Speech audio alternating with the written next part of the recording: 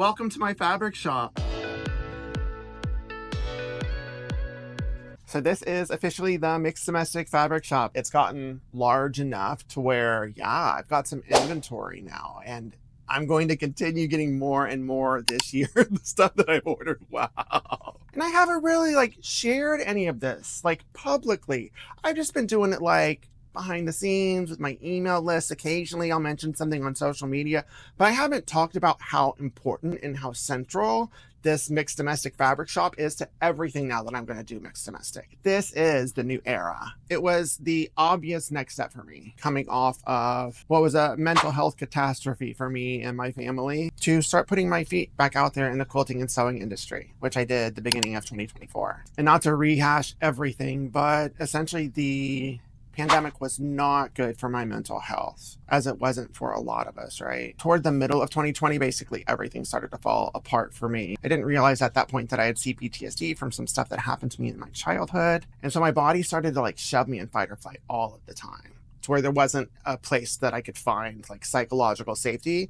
And all day long, I was dissociating and dysregulated. Most of 2022, which when I looked back at the videos was when I was at my height of showing up not my best self on the internet. I don't really remember much of that year. And then in 2023, I had started a new job, which was the job that I'd always wanted in pharmaceutical sales for the 20-year career that I had. And I found a good healthcare team and I started healing almost exponentially. So I had no idea that this is where I was going to land with Mixed Domestic. When I began 2024, I just knew that I wanted to get back into sewing and quilting because I missed it and I loved it. And there were so many stories that I created in my head, like a lot of us do, that made me feel like nobody wanted me at quilting anymore and I needed to find something else to do. But when I went to QuiltCon in 2024, it was in the beginning of the year, Spoonflower had hired me to do a couple demos in their booth.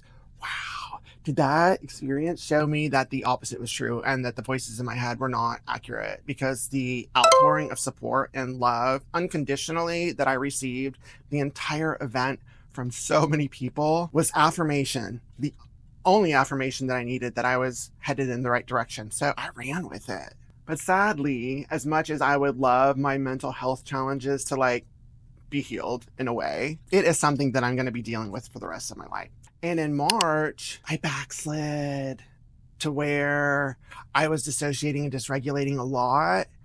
And I could not trust my body to tell me what was psychologically safe or not. And so I had to go on disability for my day job, which my medical team has deemed is not an option for me to go back into based on where I am. And that sucks because I really like my job, but I really like my life as well. And I like healing and being on a healing journey and taking the steps and doing the things that I need to maintain my health for myself, for my family, for my daughter, for all of y'all. And sewing and quilting is one of the things that's always done it. And fabric is one of the things that I've always ran to find a tactile feel, to cut, to ground me, to love. So I just started ordering more and more fabric. And that started at H when I went there, received so much support again. And I just knew that that was the right time. I started with ordering fabric from projects that I had already made that year, decided to start selling it because I didn't want to make money for other shops and for other businesses like I had in the past.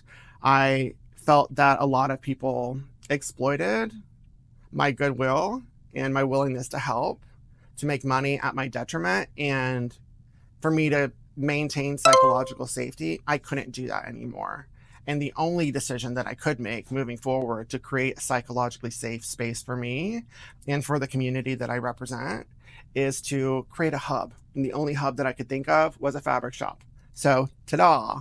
Enough about all of that. I want to show you my shop and show you my plans and show you my fabric and show you what's up. So let's get into it. So this is my shop. I love this. It's my happy place. It's where I cut all of my yardage. I didn't expect it to fill up this quickly. And my plans are, because I'm not about to go get another space that's bigger, I'm just not interested in that right now, is I'm just going to bring these shelves down and I'm going to move all of my bundles to another location so that there will be a fourth shelf as I get more inventory the beginning of this year. And probably in the middle of this year, I'll need to get a bigger space. But before this, I had all of this fabric all over my house. Some of it was in my craft room, some of it was upstairs, some of it was in storage. And I needed to get a bigger space and I was gonna get a storage unit, but then my assistant didn't want me in that. She did not think it was the right decision for me to go into a cold storage unit and cut fabric and have to turn the light on every 15 minutes. And so she recommended me get my own space, and it was the best decision I could have done for myself and for all of this, because now I can see and visualize what I have, and I can better curate and build up the right kind of fabrics for all of y'all.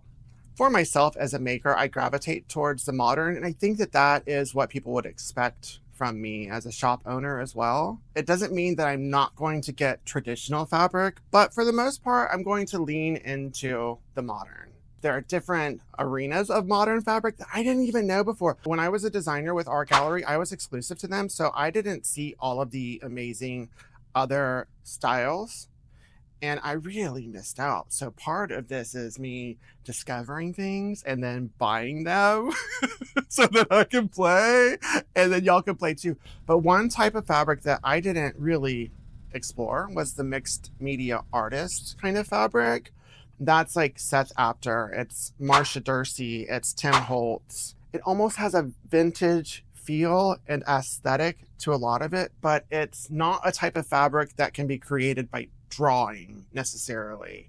It's like they take different kinds of media, create art, and then that becomes fabric. And that's been selling the best in my shop. I haven't decided on my solid yet. I don't know what I'm going to do.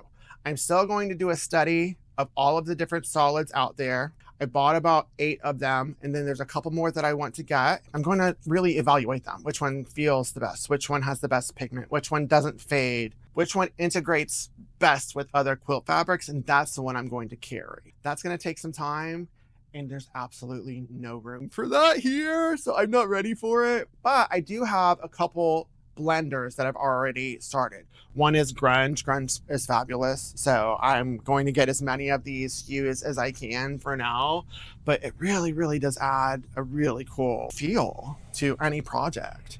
Even when I use these in place of what I would use necessarily for a solid, like, the projects are like next level. Like, it blows my mind. I love it. And a lot of times you can flip it over. If you needed a solid, then you can use it.